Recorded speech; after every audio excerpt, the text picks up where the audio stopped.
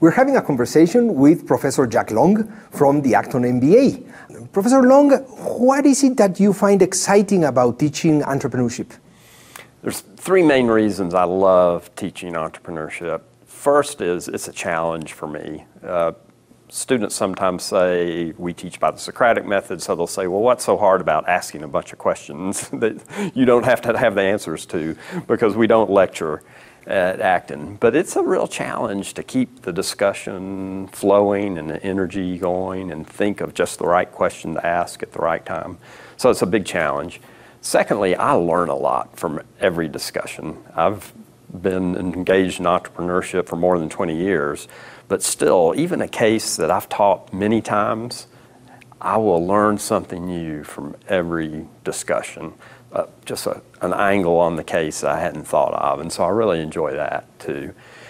But probably most importantly, I think entrepreneurship is one of the most important elements of a society being healthy and developing well. And in my country, in the United States, it's very important. The entrepreneurial culture, I think, is very important to my country, but it's probably even more important to a country that's in an earlier stage of development, to help create those businesses that create those jobs that make a society function better. And that, at the end of the day, is probably the most important reason I get up, suit up, get in the classroom, and give it my all every time.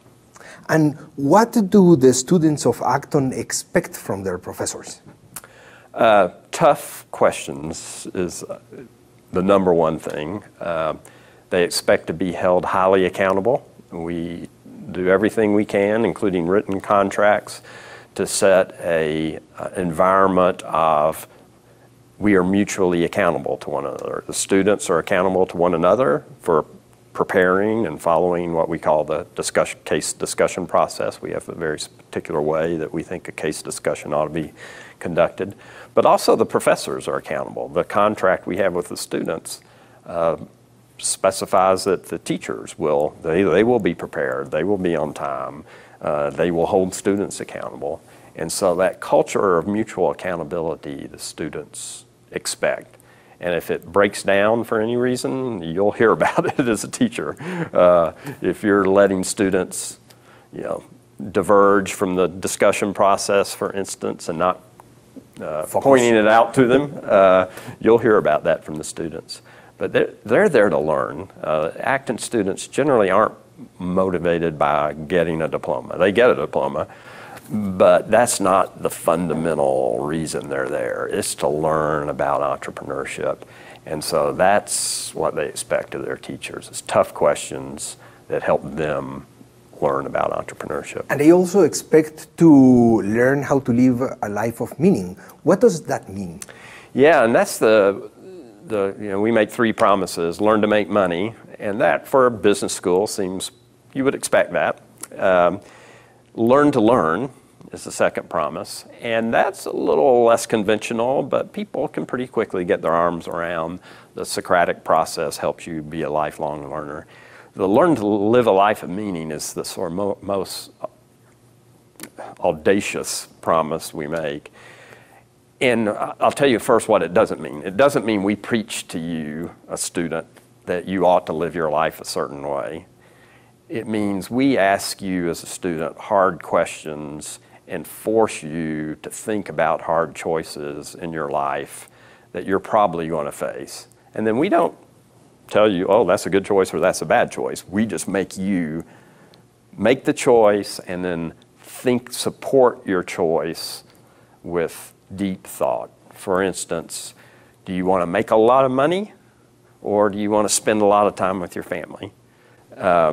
If a student says in a life of meaning class, oh, I want to be a billionaire and I want to stay at home and raise my kids, well, we'll point out there may be a contradiction in those two things and force them to really grapple with, which one is it? So the life of meaning course is, objective one is to help the students make the hard choice, think about the hard choices they're going to face in life. And objective two, or the reason we do that, the first reason we do it is we just think that makes for a better life for them.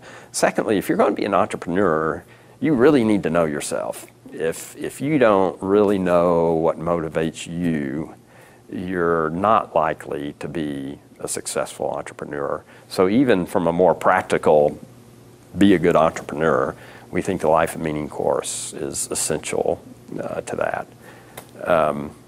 Students often find it's the most difficult course they take, which you wouldn't expect. You'd think it's sort of opinions, but the teachers that teach that course just won't let you get away with contradictions in your life plans, and they won't let you get away with vagueness. They'll force you, well, how much money is enough? Is it X or X plus 10 or X minus 10?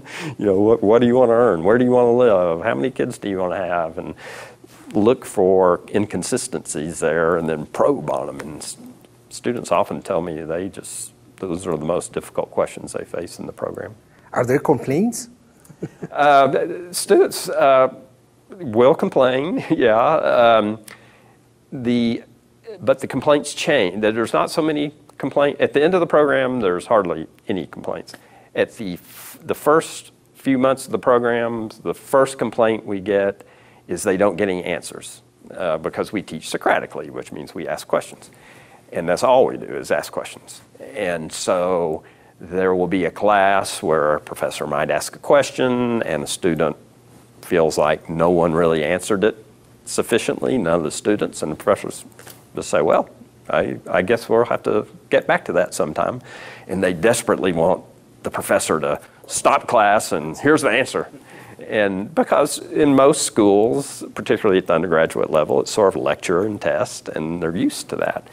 So, and we just don't do it. And for about the first month, they'll complain a lot about that. The workload is something we have advertised as 80 to 100 hours a week. And students don't believe it's true. I mean, when they come to the program, they either assume we're exaggerating or they assume they're above average, and well, it may take the average student 80 hours a week, but I'm above average, so I can get it done in 40 hours a week. And about the 6 weeks, 4 to 6 weeks in the program, they realize it really, really is 80 to 100 hours a week. And you can't shortcut it, really. I mean, if you're really, really smart, it's still going to be 80 to 100 hours a week because there's just a lot of work required to prepare the cases. And they will complain about that. They sort of know they were warned because we tell them that on the front end, so it's more of grumbling than complaining because they know they were warned about it. But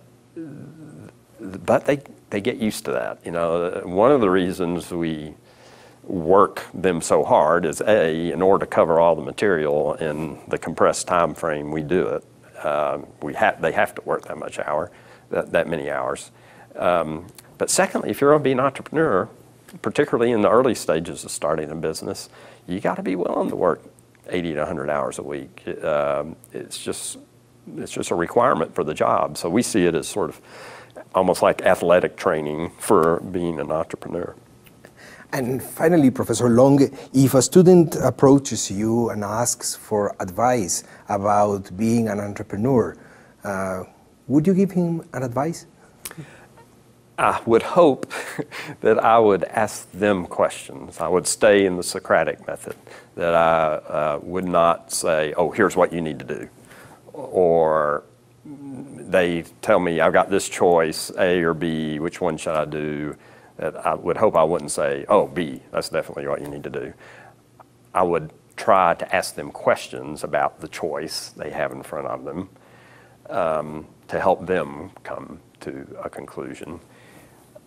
If they just come, the professors are pretty strict about if you come to them for advice, you need to be pretty specific about it. Needs to be a specific question, not oh, I don't know what to do with my life, what should I do? We're probably not going to respond to that at all. We're probably going to send you back. Not even with a question. Yeah, we're going to send you, but we're just going to say, we're not going to talk. You come back to us with maybe some specific choices, and we'll help you analyze those choices by asking you questions about them. But we want the students to have done the work, because ultimately we're all different, and what's right for me wouldn't be right for the students. And so if we just gave a bunch of opinions, it may lead students down the wrong course more than it would lead them down the right course. Well, thank you very much for sharing these ideas with us, and thank you too